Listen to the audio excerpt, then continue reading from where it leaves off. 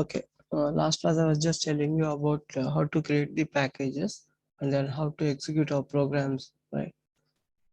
The same thing when you look in.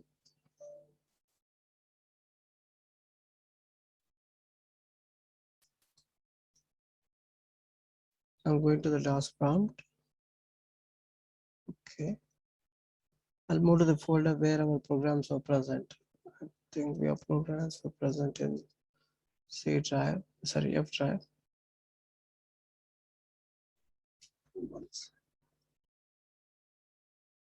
F packages, yeah.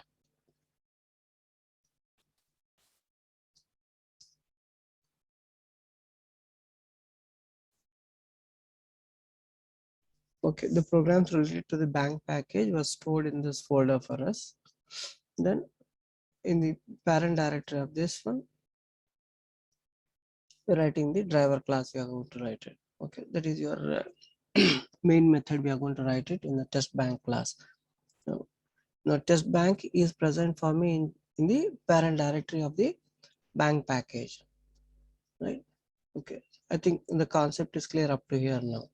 Now, very important thing is when I'm compiling it and when I'm going to use my program, so what we have done is now this what you call the personal.java, okay, and account.java, they were stored for us in this particular folder. What we call it is a subfolder of the place where I'm working.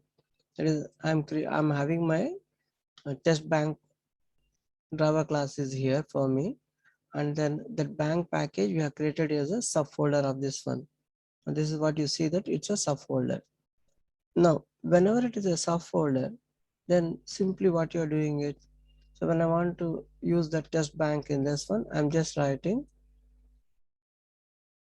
Either you write the import statement or you will be what you'll be doing. Simply you are writing. So import bank dot star you are writing it or whatever you want to write. Now you want to have the particular class to be used. You can call the particular class or you can call simply you can say import bank dot star you can say. So then what will happen? It will import all the classes which are there in that for us. Okay, right. Now there is an alternate method of doing. I mean, let us say that our packages are not the subclasses for us. Okay, what I do is I'll just go to the browser. I mean, sorry, File Explorer. I'm opening it. In the File Explorer, you see that we have the packages class. I'm sorry, folder. In that we're having the bank packages there for us. In this one, all those classes are there for us here. Now, let us say if the bank package what we are writing, it is not a subclass of this one, right? It is not a subclass of this place where we are writing our program.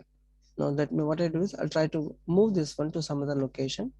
So before I move to the some other location, I'll just close this one here. The personal I'll close it. Okay, account also I'll close this. These two I'll close. Okay, then what I'm doing, so this bank package is there, right? The folder itself I'll move to different location. I'll just cut this one, means I'm removing from there. I'll put in some other folder. Let me put, okay, let us say we'll add it to the H drive. I'm racing into the H drive. So in this one, okay, I'm having a folder called Java there. So in my folder, I want to move this one. Right click and then I'm asking to paste. Right, move it off. Now you see that what happened is that program, whatever you are writing, that package is there, right? That is moved to some other folder for us. Now we have seen earlier my program was compiling. Now let us see the same task now. The same thing, let us do it and check it up now. I want to compile my program testbank.java I'm giving. Okay, and I press enter. Now immediately you see that it give me the messages saying that the packages what you're using, that bank.account class what you're using it. So those classes are not available here, it says now. Okay, it says clearly that the package bank does not exist, it says. Earlier, when it was as a subfolder for me, it was compiling for me. But now when I removed it and I placed it in some other location, I'm not able to compile my program. Then, So what you need to do it. So all you have to do is what? Now you have to use some extra option has to be used for the compilation. What you call the class path. Now Java C hyphen class path. I'm using an option called class path here. Now I'm writing class path is equal to, so where we copied it to a different location. That is, we are copied it to the H drive. In that, we have one folder called Java. So there, in that, I'm having my folder. What you call it as package. Bank is a package. I mean, bank is my folder there. Then, so I'm writing class path is equal to F drive backslash, then backslash bank. I'm giving it. Okay. Now I'll say test bank dot Java.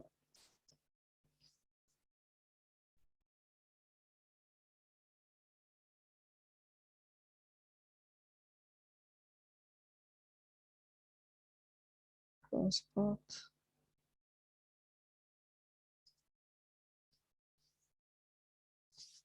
Okay. 1 minute. 1 minute.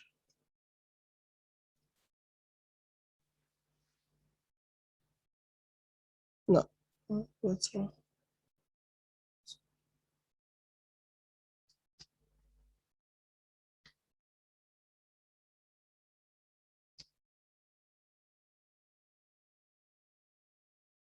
Okay, I'll do one thing. I'll use the alternate method. I'll write the set class path and write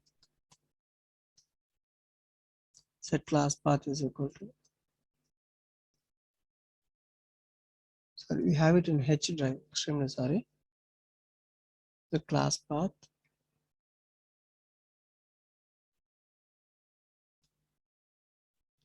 H drive.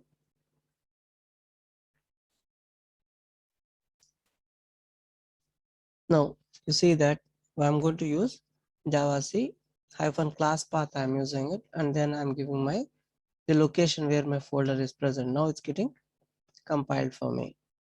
Understood what I'm telling? Now you need to use a special variable. I mean, special argument has to be given for your Java C command line. So what you call the class path you have to set. So once I'm setting the class path, that extra option I'm using it class path, then it understands that where exactly my package is present for me. That is the folder is present.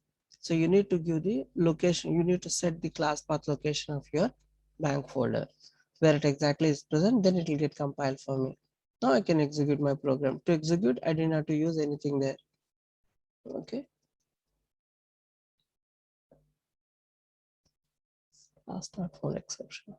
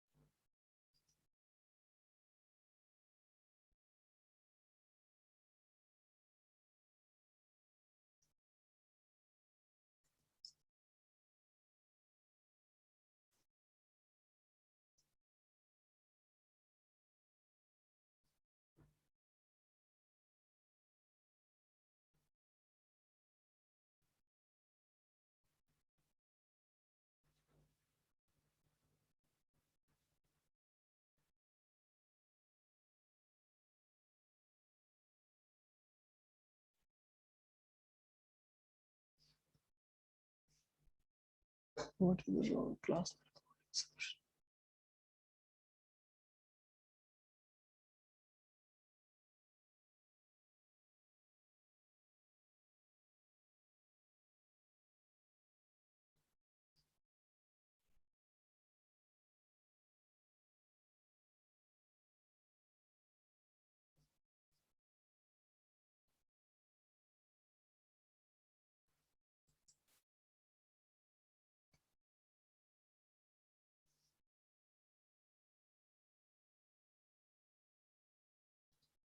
Okay, let me use an alternate method. We also have something called a class path. right? So we'll be using set class path is equal to, it is available for me. We have copied it to the H drive.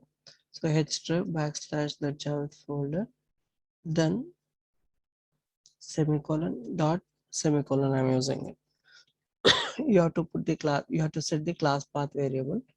I'll explain once again. Then I'm just compiling my program, testbank.java. I'm compiling it. Then I want to run it. I'll say Java followed with the test bank. I'll say. Now you see that the program is getting executed for us. So what we did is we used an option what you call set class path we are used. So let me explain you this once again. So when I'm compiling it, so to avoid the problems, what I'm doing is, so let's go into this. Let's discuss this stuff. Now, important thing one has to know is when the package, okay, when the package what we are using called bank, okay, where it was present for me, it was a subfolder. So it was a subfolder for us, okay, in the working directory where we are working, in the working directory or in the working folder. So for example, so what we did is where it was our test bank was present. So test bank testbank.java program was there for me. So in the subfolder of this, okay, we created that file for us. Let me, okay, let me copy this. So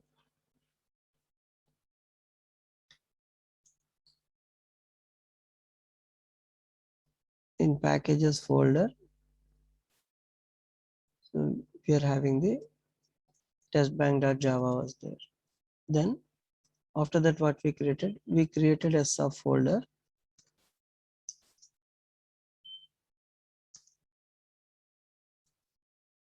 Okay, now how is the subfolder? Then it was packages bank followed with the personal, all that classes were there. Then class path was not required. Okay, class path is not required for us. But if the bank pack folder is in other folder, okay, I mean completely I'm taking it as some complete different path. Okay, I'm copying it to a different path there. Then so what you need to do, set the class path variable. So class path variable has to be set for us. This is called the environment variable, we call it as. So this is called the environment variable.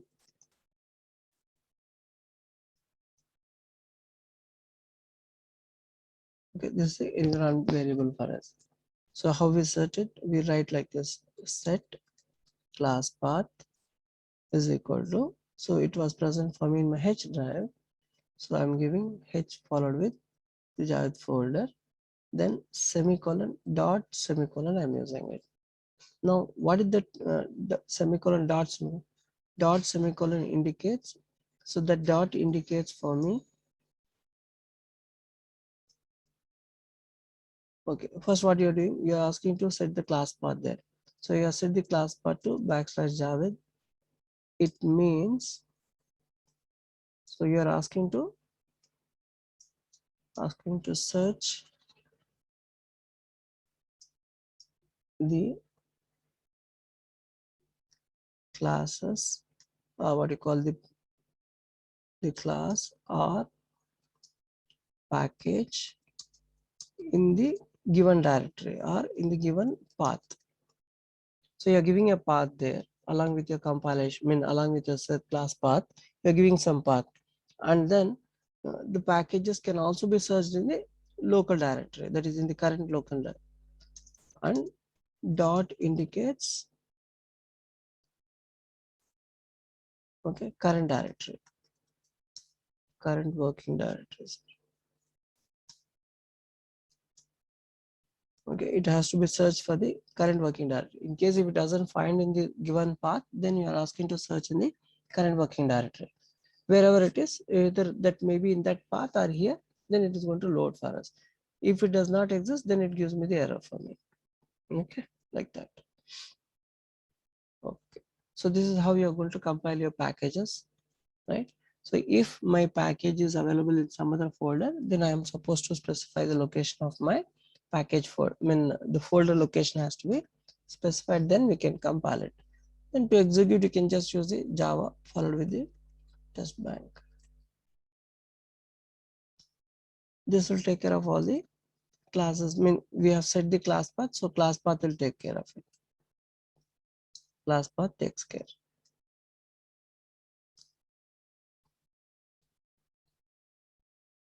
Okay, class path will be taking care for us. So where exactly the file is, I mean, the classes are present and how to compile it, it is going to be taken care. Okay, so any questions you have? So anything that you are not able to understand, please let me know. So if you're all okay, it's okay, fine for me. You understood how I compiled my package? So what I have done is I copied my package to a different location, completely altogether a different location I copied. And then, so how do I am going to compile it? Okay, for compiling it, I'm going to use a set class path option I'm going to use. So this class path, this set command, it's called an environment variable. So this is the environmental variable of your operating system. So this is a command for your operating system, that is a OS command it is. Path. Set variable, set is a command that we are using it for your operating system.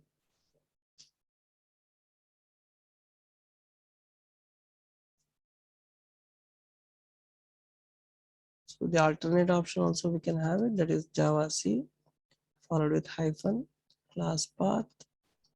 Then you can also use where exactly your folder is present, and then you can give the test bank.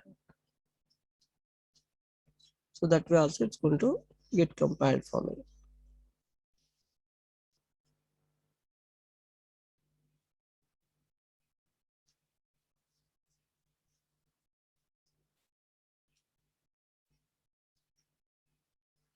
Okay, I'll just copy this.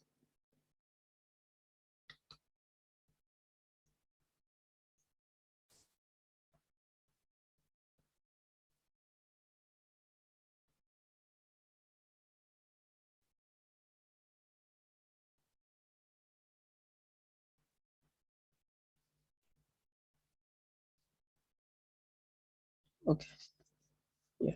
So this is how you work with the packages for us.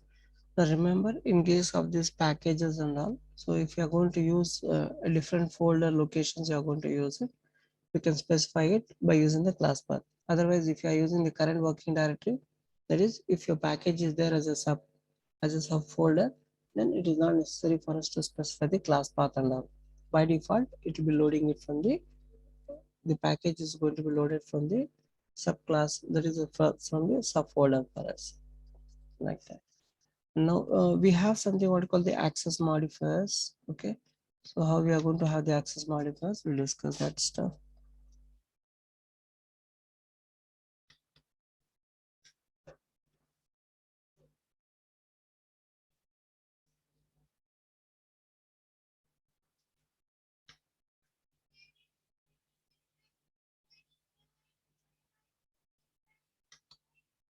Okay, so when you talk about your packages, we have the access, I mean how you are going to use it. I mean depending upon your access modifiers, what you're going to define, the classes can be accessed or not, it's going to be defined for us. For example, let us say that I'm having one package is going to be there, package one is there, and in that one I'm having class one is there. So some class will take the example, we'll discuss it, and then in that I'm having some methods are there or some members are there for me. Maybe the variables you're going to have it, or you're going to have the methods are there. So those methods and variables are what? One is a private, other one is a public, other one is protected, and one is default. That means you are not defined any access modifier. Then what happens is you can access all the members can be accessed in my subclass. Okay, that is if it is a subclass of your class one, then you can access all these. That is, you have the public members are there, protected members, default members can be accessed in the subclass of the class which is there for me in my same package. Now let us say that I'm going to have another, another class is there, but that class is not a subclass. That means we are not inheriting it. So how we are going to define the subclass means we are going to use a keyword called extends. We are going to use it, and then we are going to do it. Now let us say that it's not the class 3 is not inherited from the class 1. Then what happens? Everything is going to be inherited from, except the private members, you can still access the other members can be accessed in the class there. Okay, that is in a class 3, but it is not a subclass for me. Still we can access it. Now let us say I'm having one more package is there, package 2 is there, and this is not a subclass of my class 1. Then what happens is we can access the default members cannot be accessed there. So you can access the public members can be accessed, and you can also access the default members. Sorry, protected members can be accessed. And now let us say the class what you're going to define is not a subclass. That is the class 4 is there. So class 4 is not a subclass. Then what happens? It cannot access the protected member. It can access the public members can be accessed in the class 4. Let us say the package 2 itself, you are going to have one more class called class 4 is there, or package 3 you are going to have it. You are having a different packages there, and that where you cannot access the protected members cannot be accessed in the new class for me. If it is a subclass only, you can access the protected members. If it is not a subclass, then you can access only the public members can be accessed. Just small table like thing. So if I'm having a private member is there, if I'm using it in the same class, then we can access it. Now remember, the private members can be accessed, okay, in the same class, and if there are no modifier, that is the default here, still you can access it. So if it is a protected member, you can access it. We are talking about where the member can be accessed. The member can be accessed in the same class we are going to tell. Now I'm going to have the same package and also a subclass. Remember, in any case, the private members cannot be accessed for me. So let it be you're going to have it in the same package, or you're trying to have it outside the package.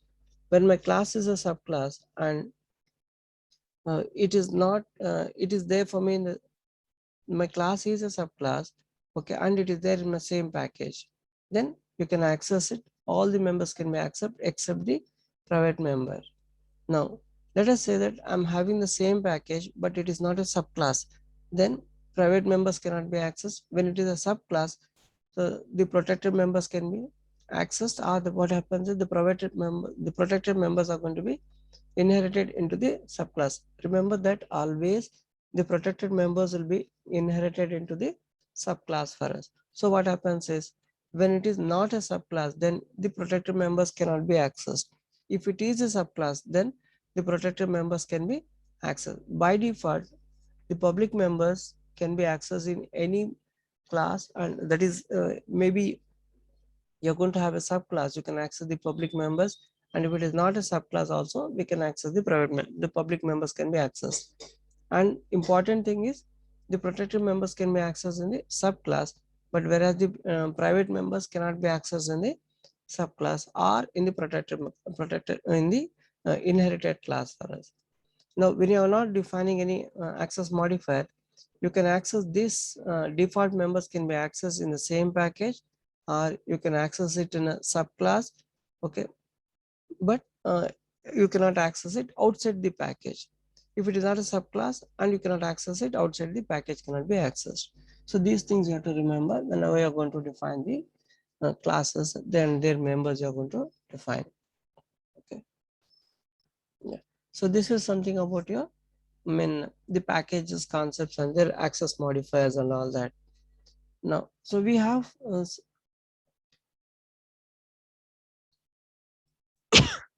something what you call the wrapper classes. We'll talk about the wrapper class little later. I'll talk about this one. Okay, I'll talk about string also little later. We had access. 1 minute, sorry.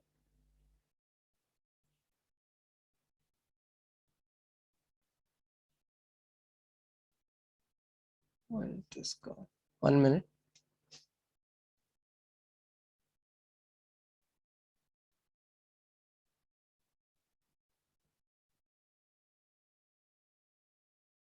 So we have the method modifiers are there. We'll discuss them.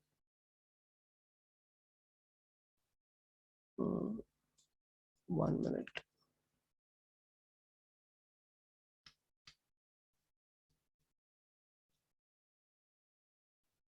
So we have what you call the method modifiers are going to be there. So what is that exactly? Where it is gone? Okay. So these are the method modifiers we call them. So what do you mean by these method modifiers means? For example, you're going to have the methods, you're going to define it. You can define the method as static method. It can be defined as a static method, or you can define the method as a final method. You can also define the methods as abstract or synchronized. Now, what are these method modifiers for us means? Generally, what will happen is when I'm defining a method as a public method or a protected or whatever may be, I'm going to define the access modifiers. Except the private one, we can access it using the objects we can access it. Now, generally means what? All the members except the private members, they can be accessed by creating the instance of my class. That means you're having some method is going to be there. So if you want to use that particular method, you have to create the instance of the class has to be created. Then we can we can access the members of the class can be accessed but from the instances of the what you call the from the variables. We'll take one small example. We'll take it. Now what I'm doing is, so in this class itself,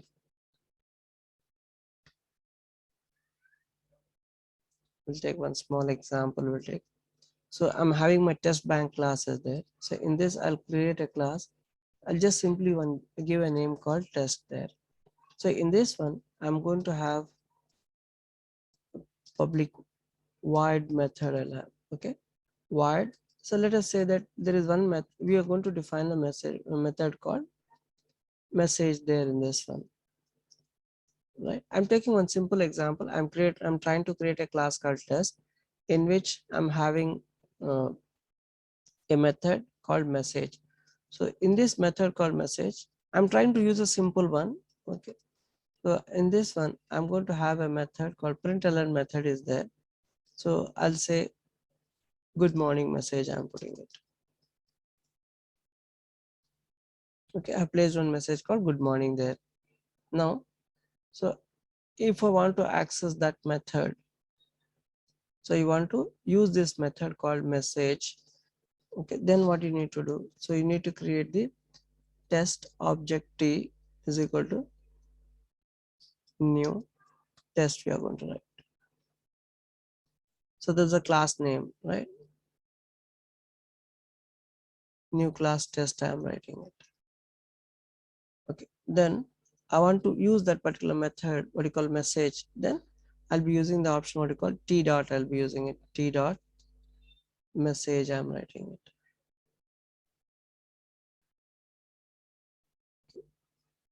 So this was from previous one, so I'll just delete it. So understood that. So we need to create the instance of the class has to be created, and then the method has to be. You can access that method by using the object there. Now what happens if I'm not trying to use, if I'm not creating the instance of the class means you will not be in a position to access it. We'll get the errors. Let's see this. So I'm going to the DOS prompt. Okay. So I'm trying to use that method now. I'll just compile my program, Java C, test array, test bank dot Java. I'm compiling my program. Then I'll call the Java. So forward with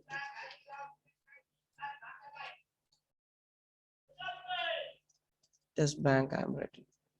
Now you see that good morning message is going to be printed for me. Now let us say I'm not creating the instance of this one. Okay, I'm not creating this is my instance part for me. I'm not creating the instance, but I want to still access it. So I'll try to use the class called test, and then I'm trying to use the test.message I'm writing. So let me save. Then when I compile my program, to give you a message saying that it's a non-static method. You cannot call this one from this particular context, what you're using it. So that is in the line number 6 of your Java. So you're not in a position, you cannot call this one. That's what it says, that you cannot call this one.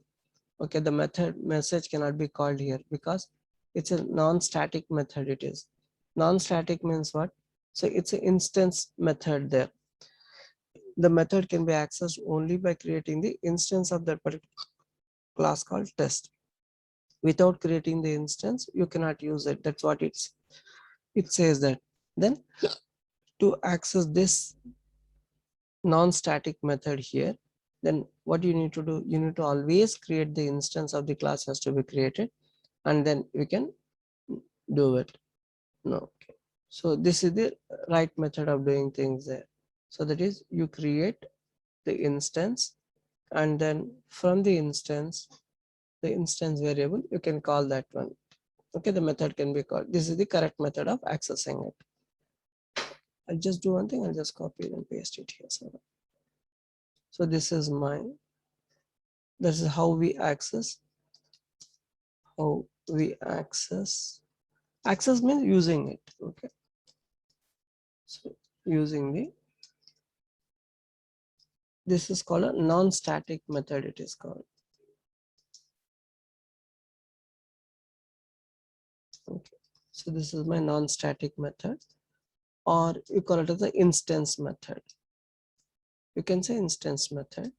Method can be accessed only through the instance of the class. Okay, right. Now we can have the alternate. Now I want to access the method I want to access without creating the instance of the class. Is it possible for me? Yes, you can make it possible. So what you do is, now we'll be using this access modifier, method modifier, sorry, it's what you call the static. Will be using it. So when I'm using the method modifier called static, that means my members of the class can be accessed without creating the instance of the class for us. Okay, so let's see how we do it. So for example, this one, so we are going to make it as public static void main. I'll make it as static void main. Once it is being made as a static void main, then so here the instance is not required. Okay, instance is not required. So how do I access it? I'll be using just the name of my class followed with the message I'm going to give, the method I'm going to call this one. So then, so what happens? I'll just save it. Let's see the compilation of your program. So I'll try to compile my program, and then I'm trying to execute my program. You see now the message is printed for me here, right? Understood now what I'm telling? So we are trying to use the method which is a static method now. So once if I'm using a static, if I'm defining a method as static, that's I'm modifying the options of this one. So that is I'm defining the access modifier, the method modifier I'm using it called static. Then what happens? Automatically the method can be called without creating the instance of the class for us. So that is what it has happened for me here. Now it is allowing me to use them, call this without the creating the instance part. Okay, so we can call the static methods. You can call static methods can be called using the class name reference.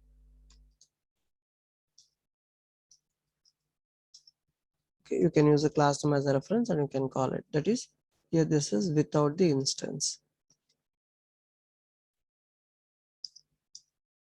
without the instance of my class. Okay. The same thing we can also do it for the variables also. What you call, generally we are seeing that if I'm defining a variable inside my class, let us say that you are having a variable A is there inside the class. Okay. Some variable I'm just taking it, some example variable I'm taking. Then, oh, okay, what happens if I'm trying to use it by using the class name as a reference? Let us check what is going to happen. So I'm using test.a, I'm trying to assign some value for it. Then, okay, let us see what is going to happen. So this should be giving me the error for us. So let us compile it. I'll get the error saying that what, again I'll get the same message saying that it's a non-static variable cannot be referred from a static constant. Okay, context, sorry. Right. So you cannot access that one because it's a non-static variable, or what you call, generally this is called what? It's an instance variable, it is called. So that means the member is an instance variable. That means you can access it only by creating the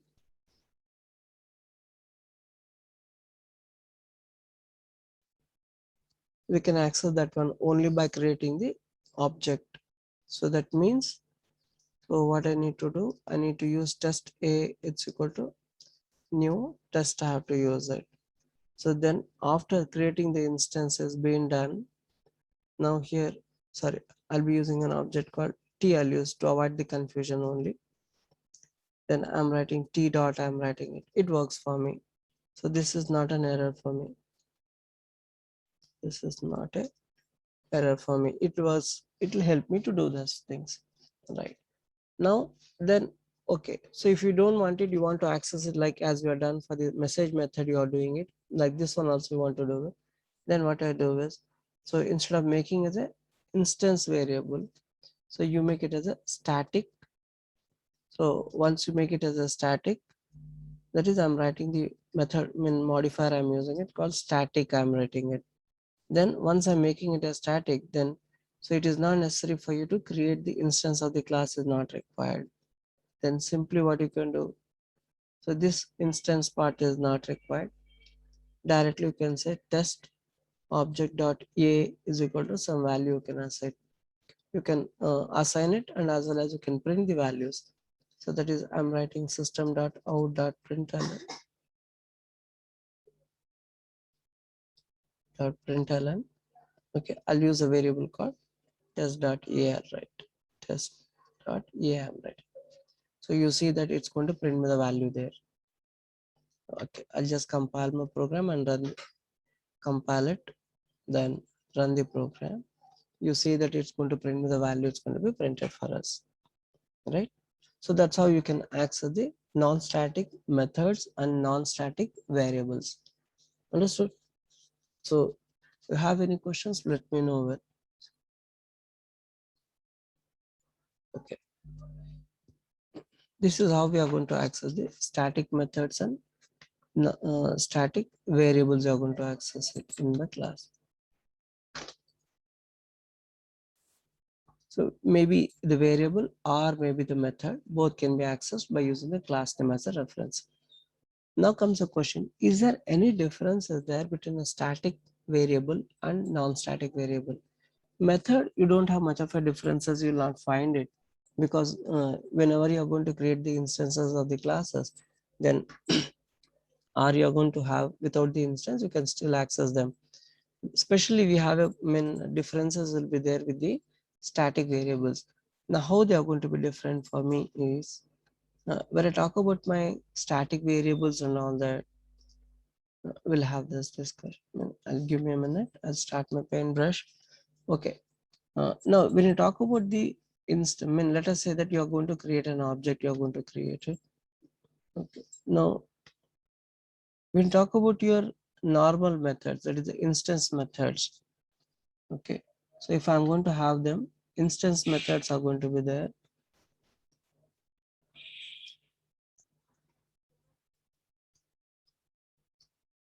So if I'm having my instance, sorry. Okay. If I'm having instance variables, then what will happen?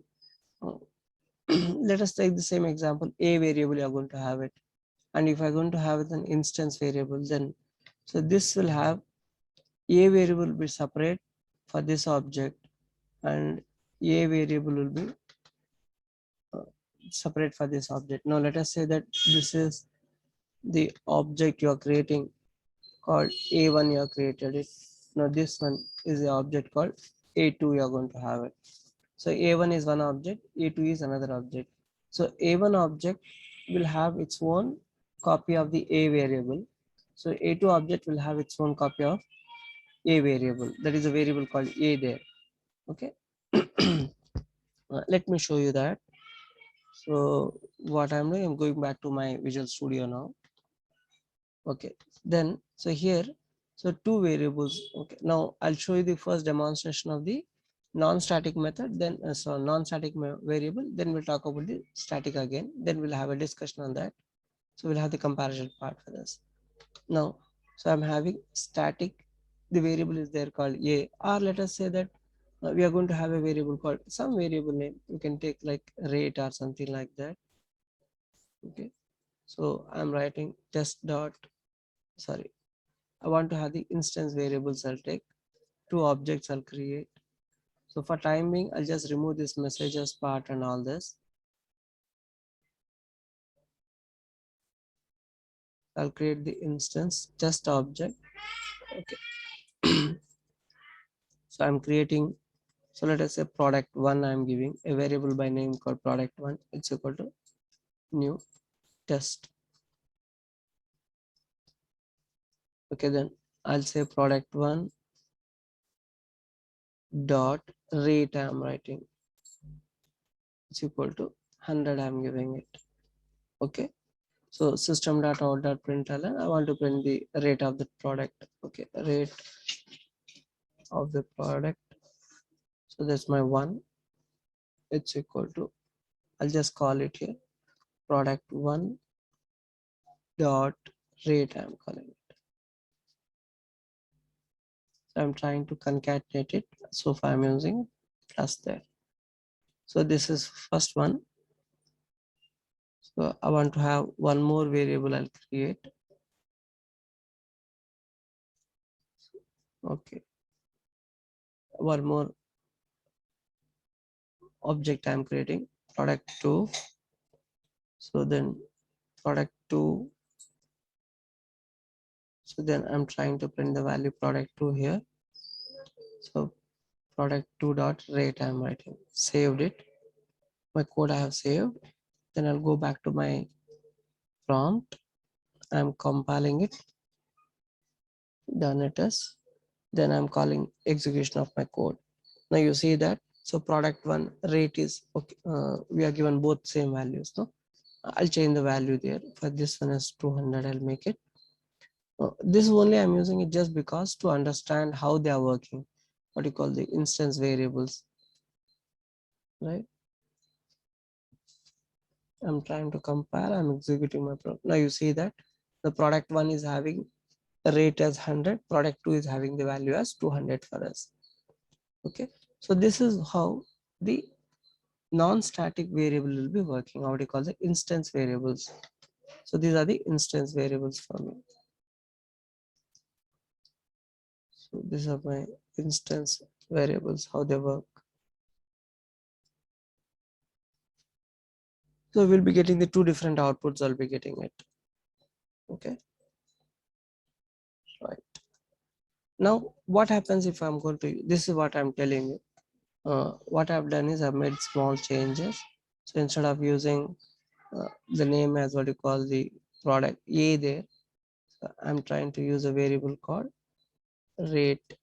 Okay, so here also I've used a variable called rate. I'm using it. Okay, I'm using a variable called rate.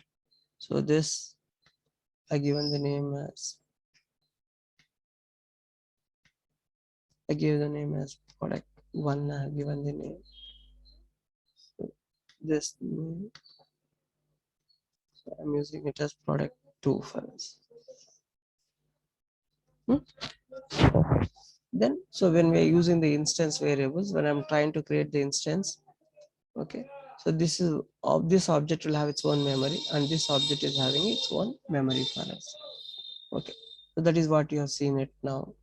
Now let us talk about a static variable. Now what I'm doing is, so in this class called test, okay, I'll have now this one I'll be modifying as static. I'll make this one as a static variable, and then, okay, let me say the same thing, whatever it is.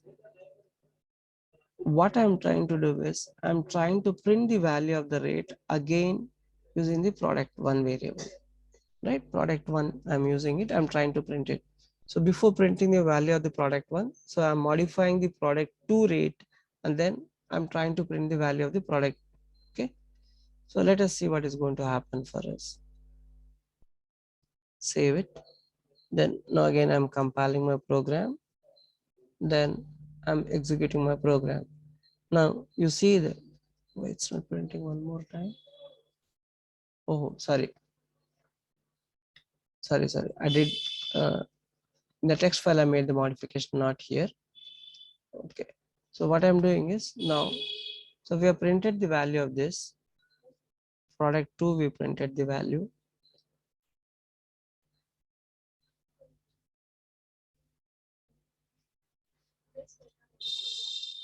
Again I'm trying to print the value from the product 1 there, right? Let's see, let's compile it, let's run it. You see that the product 1 value is going to be the same value. I mean, it is not going to change for me, okay, because you have created the instance there, and then you are, sorry, we did a mistake, we should have it as static. I'm using it as static there. I'll compile it, then I'm running. Now you see that both the objects, product 1 and product 2, both the objects are having the same value. For me it's 200.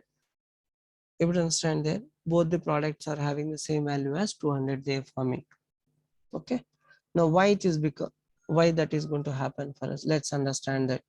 Now when I'm having the members as static, okay, then what happens is the instance variables whatever you're going to create, so that is the instances are what. So first one is the product one is one instance, product two is the another instance. Okay, so these two are the two different instances of the same class called test class. Then when I'm trying to use this rate variable there, then if you look in, so what is happening there, it is going to give me the same values that is going to be returned for us. Either you use the instance variable followed with the static variable there, or I can access it using the another method also we can do it. So now, so product rate of the product, so using the instance now using the class I'm using. So what is the name of my class? The class name is test. So I'm writing test dot rate, I'm writing. So if you look in the output, I'm compiling it, I'm executing. Now you see that when I'm using my class variable also, if I'm using, I'll get the same value there, 200. Now, what is the difference for me? So in this one, it's the story is slightly different there. Now, let us talk about the static part. So when I'm going to have them as static, so, so when I'm going to have them as static, so what will happen? So the instance variable will be there. You can create the instances can be created. It's not that you cannot create the instance, you can still create the instances. So what happens is, now these two objects are there, right? These two objects will be sharing the common memory, they'll be sharing it. For what? For the variable called rate.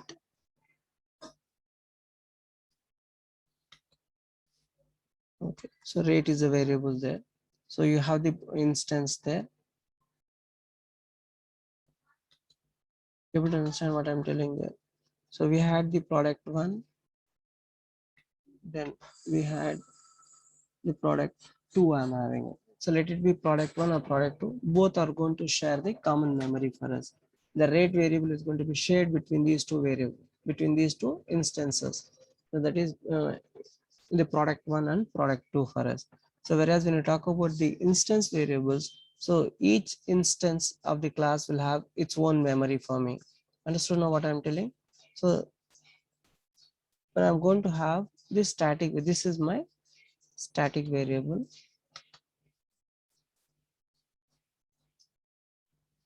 Okay, or what you call a static member. You okay, better let's you call it a static member or you call it as a variable. Okay, so in case of the static variable,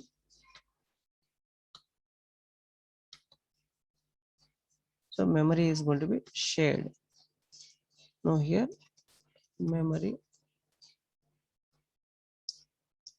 is shared, especially which one? The static variable. Okay, the static variable is going to share the memory for me.